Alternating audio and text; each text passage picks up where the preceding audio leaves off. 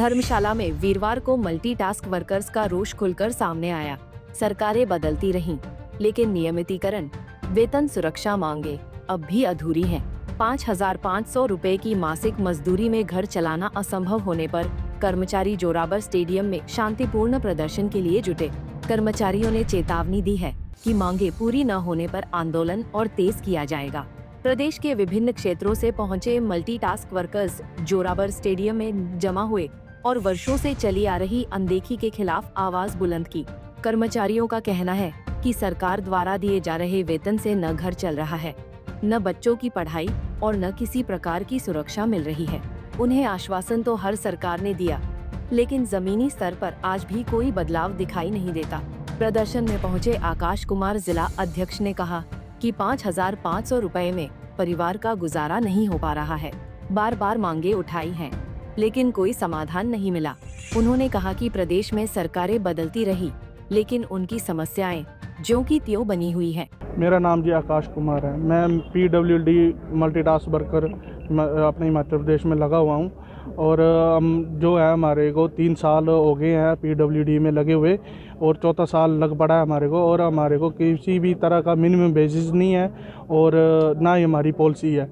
हमारी सरकार के समक्ष यही मांग है कि हमारे को मिनिमम वेजेस दिया जाए और हमारे को हमारी पॉलिसी बनाई जाए जिसके तहत हम नियमित हो सके। और हमारे जो भी है, जैसे एक आम सरकारी नागरिक को बेनिफिट मिलते हैं सरकार के द्वारा, वो हमारे को भी दिए जाएं। और जैसे कि हमारे जो मिनिस्टर साहब हैं विक्रमादित्य जी, तो हमारी उनसे भी दरख्वास्त है कि वो भी अपने कैबिनेट मीटिंग में या सत्र में हमारे लिए आवाज़ उठाएं, क्योंकि वो हमारे जो है PWD के मिनिस्टर हैं। और हमें जो भी है मिनिमम वेजेस दिया जाए और हमारे को पक्का किया जाए। हमारी जो 5500 की सैलरी में हमारा जो है पालन पोषण सही तरीके से नहीं हो रहा है।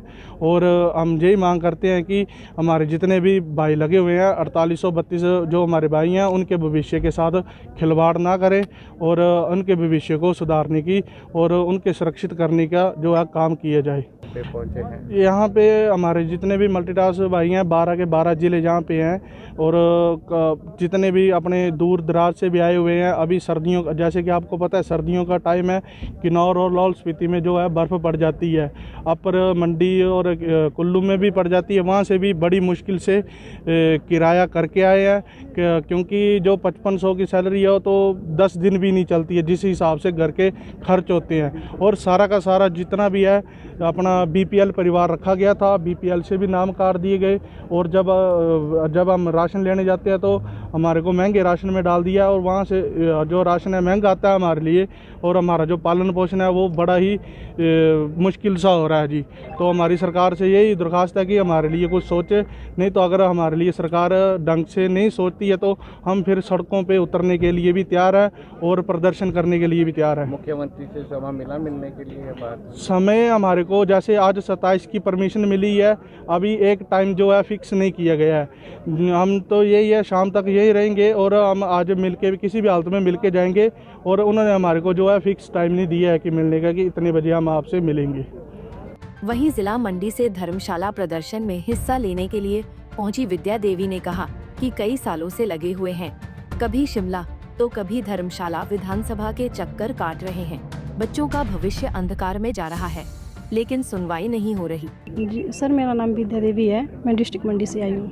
अच्छा, मंडी से आए हैं। क्या मांगे हैं और किन मांगों को लेकर आप यहाँ पहुँचे हैं? हमारी मांग यही है, हम काफ़ी सालों से यहाँ लगातार हमें मतलब आते हुए 3 साल हो गए लगातार। हम कभी शिमला जा रहे हैं, कभी हम यहाँ आ रहे हैं। हमारी लगातार सरकार से यही मांग है कि जो वो हमें वेतन देती है महीने का 5-5.5 हज़ार, उसमें तो हमारा गुजारा बिल्कुल नहीं हो रहा है। हम सुबह 5-9 बजे से मतलब घर से निकल जाते हैं ड्यूटी के लिए। हमें आजकल तो घर आते आते अंधेरा ही हो जाता है। हमारे पास कमाई का कोई दूसरा साधन नहीं है। हमारे 3-4 बच्चे भी हैं सर। हमारे घर का काम जो तकरीबन ख़त्म हो जाता है, पूरा दिन हमारे पास कमाई का कोई दूसरा साधन है ही नहीं।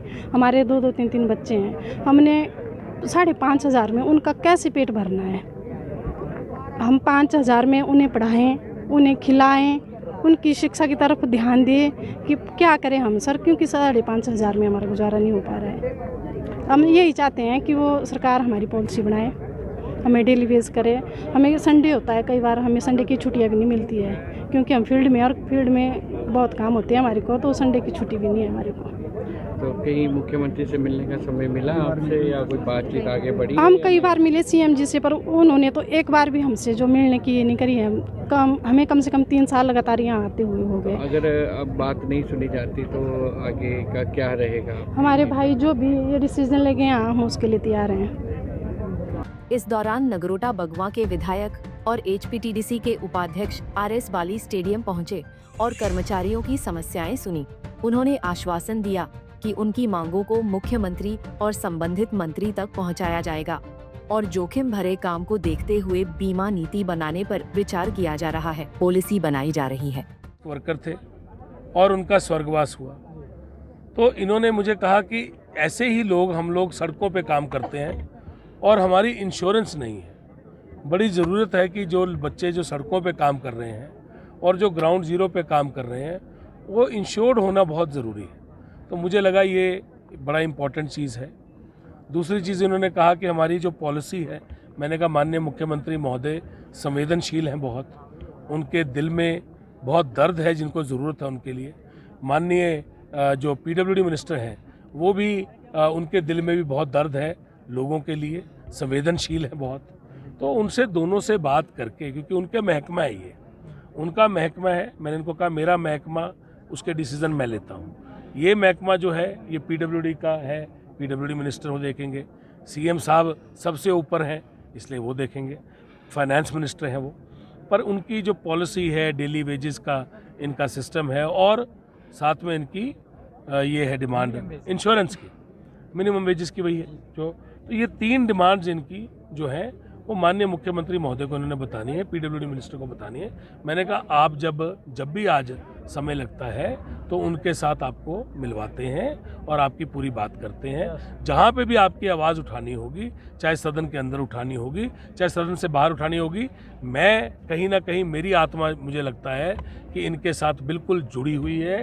कहीं ना कहीं मुझे लगता है कि ज़रूरतमंद के साथ जुड़ के हमें आगे देखना है। वही कांग्रेस पार्टी ने हमेशा किया है, आज भी कर रही है और आगे भी करती रहेगी। और जहाँ तक ये जो देवेंद्र जी की इन्होंने बात की, जो JCB से दब गए हैं, दबे और उनके स्वर्गवास हो गया, उनको मैंने कहा मैं अपनी तरफ से 50,000 रुपया उनके परिवार के लिए, आप मेरे को उनका बैंक का खाता बताएं, उनके परिवार का नाम बताएं। मैं अनाउंस करता हूं कि कल सुबह, कल का कोई परसों का दिन नहीं, कल ही सुबह हमारे बैंक से उनके पास 50,000 रुपये पहुँच जाएगा। और ये नगरोटा बगुआ विधानसभा क्षेत्र की तरफ से, कांगड़ा जिले की तरफ से ये उनके लिए होगा, उनके परिवार के लिए होगा। क्योंकि मेरे मार्फत अगर मैं कुछ कर रहा हूँ तो सबसे पहले वो नगरोटा बगुआ कर रहा है, उसके बाद कांगड़ा जिला कर रहा है और हिमाचल के लिए हम समर्पित हैं। हिमाचल एक है। पिछली बार भी जब आपदा आई थी तो 11 लाख रुपया हमने अपने निजी खाते से, मैंने खुद के निजी खाते से भेजा था, जो DC साहब के पास उनके पास पड़ा है, और वो हर परिवार को जिनका स्वर्गवास हुआ है, हर किसी के पास चेक के मार्फत हुआ पैसा जो है वो पहुंच रहा है। सर आपने ये भी कहा है कि प्रश्न भी आप अंदर लगाएंगे? मैंने लगाने के लिए दे दिया है, प्रश्न इनका लगाने के लिए दे दिया। अगर उसकी बारी इस बार आ गई तो इस बार लगाएंगे, अगर इस बार बारी नहीं तो अगली बार लगाएंगे। वो मैं बिल्कुल क्लियर हूँ, जो मैं बाहर कह रहा हूँ वही मैं अंदर कहूँ। एक बात बोलना चाहूँगा, आएंगे मिलने इनसे? ये देखिए, मैंने उनको कहा है कि जब सदन होता है तो माननीय मुख्यमंत्री महोदय की और मंत्रियों की व्यस्तता, जैसे हमारी भी व्यस्तता होती है, बहुत ज़्यादा वहाँ पे काम होता है। मैंने समय निकाला है, वो भी समय निकालेंगे, वहाँ मिलेंगे, यहाँ मिलेंगे, पर समय निकाल के मिलेंगे ज़रूर। एक बात बोलना चाहूँगा जी, एक हुआ नहीं है, लेकिन तो इस बार हो पाएगा क्या? देखिए, कोशिश करना हमारा काम है, ये मेरा महकमा नहीं है, पर इनकी आवाज़ को बुलंद करना और इनकी आवाज़ के साथ खड़े होना, यही मेरा कर्तव्य था, जो मुझे लगता है कि मैंने वो कर्तव्य का निर्वहन मुझे करना है, इसलिए मैं यहाँ पहुँचा हूँ। कहीं ना कहीं एक बात कहें कि केंद्र सरकार ने अभी लेबर एक्ट में एक बहुत बड़ा बदलाव किया है, तो क्या स्टेट सरकार भी जो है वर्कर्स के प्रति कुछ इस प्रकार से देखिए, बहुत सी चीज़ें जो है स्टेट की सरकार करती है, बहुत सी चीज़ें जो केंद्र की सरकार आपको अलग अलग एडवाइजरी भेजती है, अलग अलग चीज़ें करती है, उसके ऊपर डिपार्टमेंट्स मंथन करके उसके ऊपर फैसला लेते हैं। जो भी फैसला लिया जाएगा वो आगे जाके सबके आगे रखा जाएगा। पंजाब केसरी टीवी के लिए धर्मशाला से नृपजीत निप्पी की रिपोर्ट। हमसे जुड़े रहने के लिए हमारे YouTube चैनल को सब्सक्राइब करें और नई वीडियो की नोटिफिकेशन के लिए बेल आइकॉन को दबाएं। अगर आप ये वीडियो Facebook पर देख रहे हैं तो लाइक जरूर करें और ज्यादा से ज्यादा शेयर करें। इसी तरह के और भी अपडेट्स के लिए फॉलो करें हमारा Instagram पेज himachal.kesri।